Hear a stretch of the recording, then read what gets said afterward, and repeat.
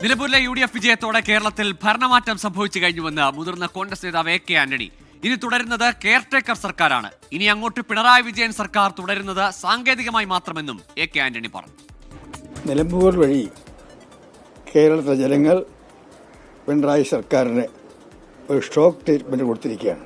ജനങ്ങൾക്ക് വേണ്ടി മനുഷ്യർ ജയിച്ച ആര്യാടൻ ഷൗക്കത്തെ ഞാൻ പ്രത്യേകമായി അഭിനന്ദിക്കുന്നു. ഇനി അങ്ങോട്ട് കേരളത്തിൽ പിണറായി സർക്കാർ തുടരുന്നത് സാങ്കേതികമായി മാത്രമായിരിക്കും. കേരളത്തിലെ ജനങ്ങളെ സംബന്ധിച്ചിടത്തോളം കേരളത്തിൽ ഭരണമാറ്റം സംഭവിച്ചു കഴിഞ്ഞിരിക്കുന്നു.